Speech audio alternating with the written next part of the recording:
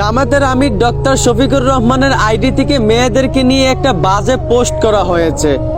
আর এইটা থেকে হাজার হাজার মেয়েরা ঝাড়ু নিয়ে রাস্তাঘাটে ডক্টর শফিকুর রহমানের বিরুদ্ধে মিছিল দিতে শুরু করছে। অথচ এই পোস্টটা উনি নিজে করেন নাই, ওনার আইডিটা হ্যাক করে করা হয়েছে। তবুও তারা এইটা না জেনেই ডক্টর শফিকুর রহমানের বিরুদ্ধে মিছিল দিতে শুরু করছে।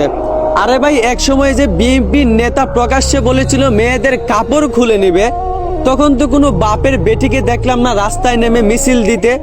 আর এখন একজন আলেমের আইডি হ্যাক করে একটা পোস্ট করা হয়েছে, এটা সত্য নাকি মিথ্যা যাচাই না করেই কিছু মূর্খ জাহেল নারীরা রাস্তাঘাটে নেমে গেছে।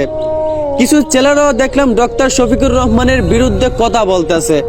আমি বলি কি ভাইয়া, পরিবার কি এই শিক্ষাই দিছে? আসলে আমার মনে হয় যেই মেয়েরা রাস্তাঘাটে এইভাবে অশ্লীলভাবে নেচে মিছিল দিতেছে, আমার মনে হয় তাদের পারিবারিক শিক্ষার অভাব আছে। এই জন্যই হয়তোবা কুরআন বলেছে। আল্লামা জুবাইর আহমেদ আনসারীর ওয়াজে আমি শুনছিলাম, যারা আলেম উলামাদেরকে নিয়ে কটূক্তি করে, যারা আলেমদের বিরুদ্ধে কথা বলে, যারা আলেম উলামাদের সাথে বেয়াদবি করে, কুরআন শরীফ সাক্ষী তাদের দোষ আছে। আমি কোনো দলকে সাপোর্ট করি না, আমি আলেম উলামাদেরকে সম্মান করি। আমার বিশ্বাস নবীজির সুন্নতি জামা গায়ে একজন টুপি পাঞ্জাবি সাদা দাড়িওয়ালা মুরব্বী কখনোই আমার মা বোনদেরকে নিয়ে এরকম বাজে পোস্ট করতে পারে না। আর যারা এইটা বিশ্বাস করবে না, আমার মনে হয় তারা এখনো পরিপূর্ণ মুসলমান হতে পারে নাই। আশা করি বুঝতে পারছেন। ধন্যবাদ।